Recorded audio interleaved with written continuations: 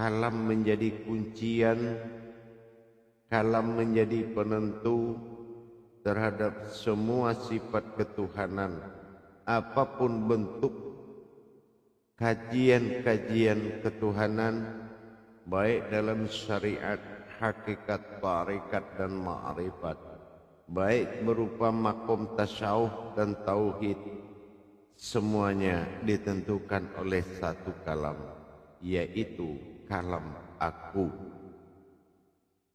Mengenal kalam aku yang dimaksud ini adalah aku pada diriku sendiri, jauh sebelum aku berkeinginan menjadi Tuhan.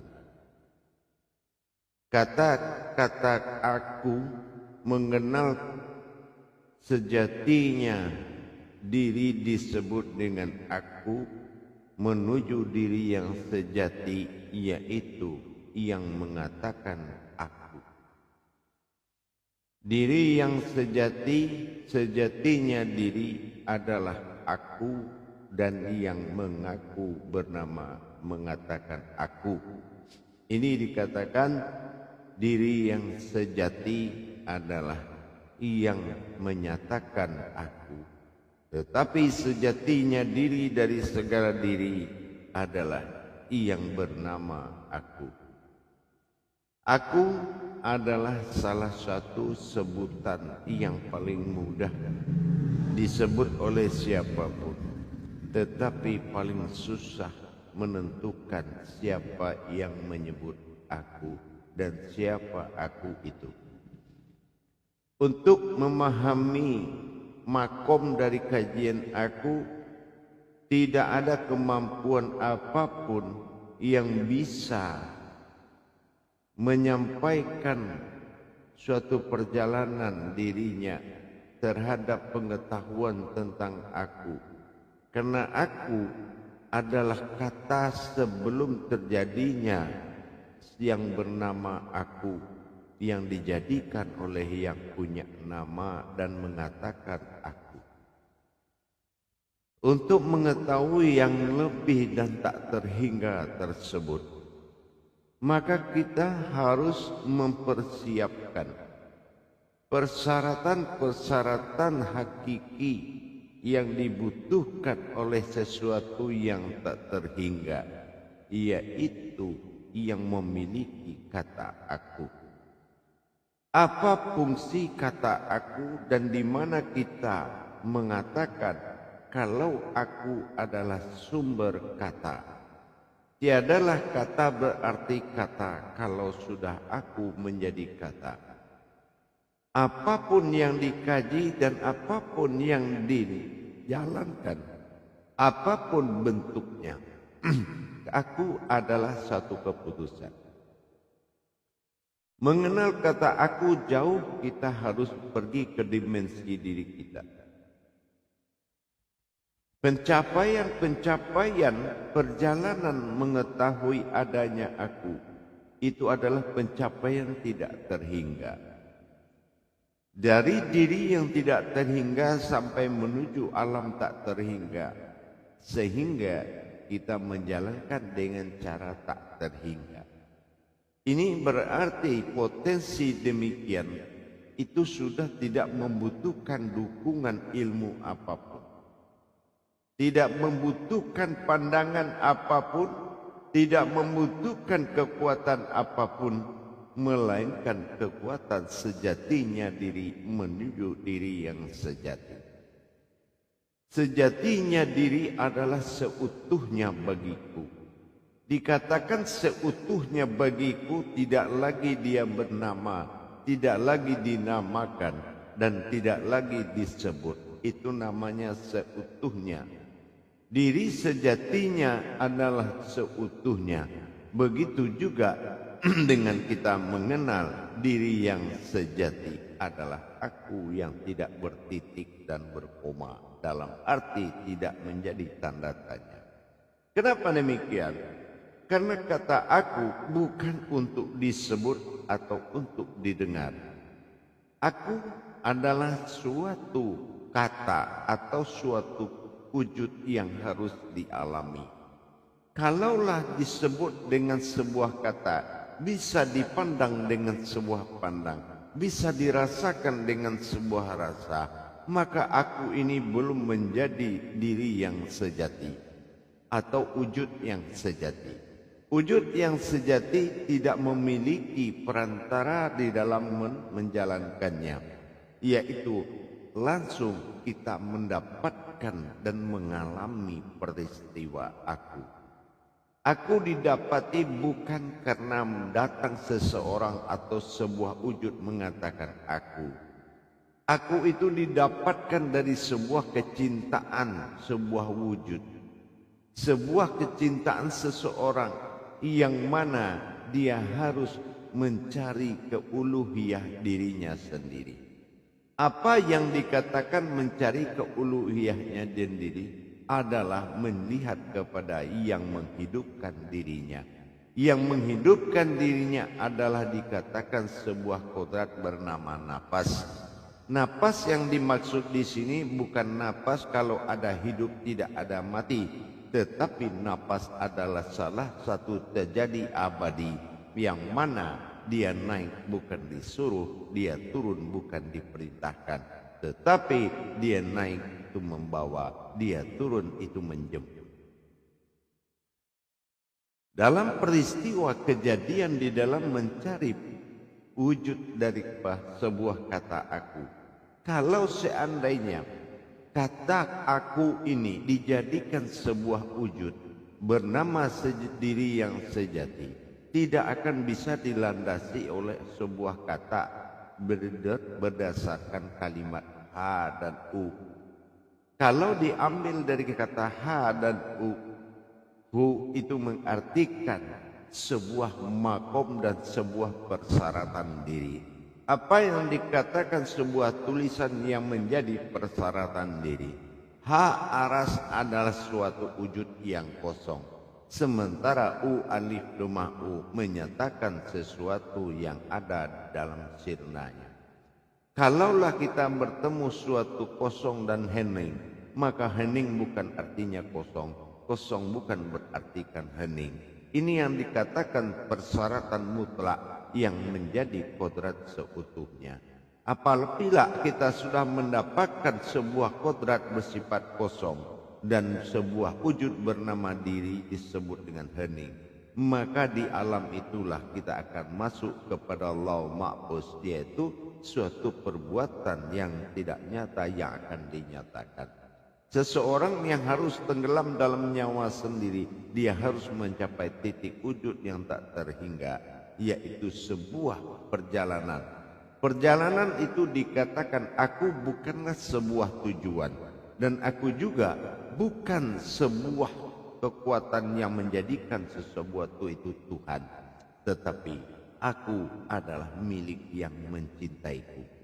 Dalam hal ini aku sebuah cinta. Dalam arti apa? Tidak ada lagi sesuatu yang jujur dalam diri manusia kecuali rasa cinta yang tak terhingga. Dalam suatu naungan saja tak terhingga, aku bukan kata yang akan didengar dan juga bukan kata yang akan menyampaikan, ada yang menyampaikan, tetapi aku adalah suatu gema antara aku dan jiwaku yang datang. Aku adalah suatu pernyataan dan sebuah jiwa, yang mana jiwa itu sudah mengalami perjalanan spiritual yang sangat tinggi, yang mana dia sudah masuk ke dalam nyawa-nyawa tajali ke dalam batin-batin sifat rahasia Tuhan.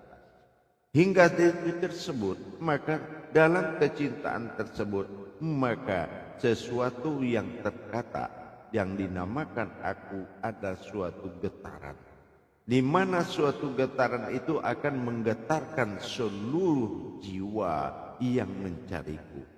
Jiwa yang mencariku adalah sesuatu yang menerima kata aku, tapi dia tidak mendengar kata itu, karena kata aku bukan sebuah kata. Aku adalah sebuah getaran yang sampai ke dalam suatu jiwa. Jiwa di sini adalah watak bagi diriku dan kecintaan aku terhadap diriku. Ini yang dikatakan pencarian yang sangat dibutuhkan potensi diri. Dikatakan sebuah aku di dalam aku adalah nyatalah aku bernama aku. Setelah aku bernama aku ada dalam masa ketuhananku. Kesulitan aku di dalam mencapai wujudku adalah dengan adanya kesifat keakuanku. Keakuan aku berwujud membuat aku semakin laut dan makin jauh terpendam di dalam sebuah rahasia. Jauh sangat aku terpendam di dalam sebuah rahasia, sehingga sulit diketahui oleh seseorang atau sebuah tujuan kepadaku. Apabila dia tidak melepaskan keakuanku, kalau dia tidak melepas keakuanku, maka aku sangat terbelenggu di dalam keakuan, apalagi ditutup oleh kodrat keumatan. Aku adalah sejati. Bagaimana yang sejati itu adalah sebenar-benar yang ada. Aku tidak ada yang menjadikan aku tidak jadi karena aku adalah mutlak. Aku ada tapi mutlak. Ini yang dikatakan sifat jadi. Dari hal ini perlu kita mengintrospeksi ke dalam diri. Mana persyaratan kodrat seutuhnya? Kalau kodrat seutuhnya tadi adalah kodrat yang mana tidak ada di dalam pengetahuan pengalaman makrifat. Tidak ada pengetahuan di dalam pengalaman tersirat, yaitu adanya sesuatu yang kosong. Di dalam sesuatu yang kosong ini tidak akan menjadi pembahasan iman dan ilmu, apalagi sebuah akal. Kosong yang dimaksud di sini menyimpan sebuah hening. Di dalam sebuah hening ini ada rahasia yang mana di situ adalah suatu potensi. Kalaulah kita bisa mengatakan yang kekosongan yang dimaksud adalah di antara keduanya. Apa yang dimaksud di antara keduanya? Kalau kita lihat sebuah H berdampingan dengan U, bukanlah aku salah satu dari itu. Karena H itu menunjukkan sebuah aras kekuatan alam kosong. Sementara usir adalah sesuatu yang sirna. Aku adalah suatu rahasia yang disebut dengan kata kosong, sesuatu yang ada dalam rahasia. Jadi itu adalah suatu perkataan dan yang bersifat persyaratan bagi setiap zahir yang menuju ke sifat aku. Kalaulah kita sudah memahami tingkat spiritual pencarian terhadap adanya aku, dibutuhkan adalah kodrat dan potensi diri yang sejati. Sejatinya diri tersebut diawali oleh satu himpunan yang lepas dari pengakuan. Lepas dari pengakuan dan penamaan adalah sebuah wujud seutuhnya. Dan aku adalah sesuatu yang tidak dituju oleh siapapun, tetapi aku adalah suatu jalan yang menuju. Jalan yang menuju inilah yang dikatakan hadirnya aku di dalam sifat zahir yang terwujud adalah ketuhananku, menjadikan suatu terjadi yang disebut dengan jiwa. Pertemuan aku dengan zahirku menimbulkan sebuah jiwa, yang mana jiwa itu adalah suatu kekuatan mutlak dari diriku, sejatinya diri. Dalam hal ini pertemuan tersebut apabila kita melihat ada sesuatu di antara pengakuan aku Allah, berarti bukan kita berpihak kepada aku, juga bukan berpihak kepada Allah, karena semuanya di dalam semua nama. Tetapi kalau kita tahu yang memiliki kata aku dan memiliki kata Allah adalah satu yang memberikan nama, adalah itu tujuan akhir, yang mana kepercayaan itu tidak bisa dicapai dengan pengetahuan, tetapi harus melalui dan mengalami. Kejujuran dan kemutlakan dalam pengkajian aku adalah pengkajian yang mengalami, bukan pengajian yang akan mendengar, bukan sesuatu yang terdengar dalam kesebutan aku, juga bukan sesuatu yang dilihat berupa aku. Tetapi tidak ada lagi sebuah kecintaan di atas yang cinta. Tidak ada lagi kerinduan melebihi seatas kerinduan.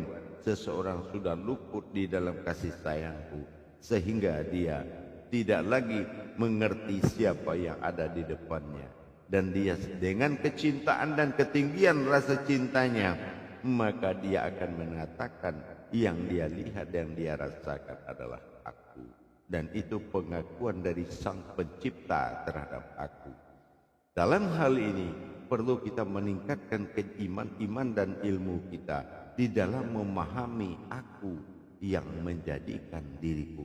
Ini perlu kita memahami dalam ketinggian iman tauhid. Kalau kita memang belum bisa mampu menciptakan atau mendirikan iman tauhid, maka kita akan menganggap ini suatu hal yang tidak masuk akal. Memang selagi semua kodrat Tuhan tidak berakal, artinya akalnya sebuah kodrat, tetapi Allah menjadikan akal bagi dirinya untuk bisa ditemui oleh akal yang baik. Untuk itu para hadirin dan jemaah, dengan kita paham semampu dan sekuat apapun tingkat kebenaran aku adalah dengan mengalami. Dengan demikian, seseorang kalau memiliki suatu niat tetapi tidak memiliki suatu cinta, tidak memiliki rasa rindu, tidak memiliki rasa sayang kepadaku, aku hanya milik sang penyayang. Aku memiliki sesuatu sang pengasih. Orang-orang yang tidak menjadi suatu hayat bagiku yang bersifat pengasih dan penyayang terhadap diriku, maka tidak ada lagi sesuatu jalan yang bisa dia tempuh. Yang bisa dia tempuh adalah orang-orang yang benar-benar menjadi sang pencinta diri.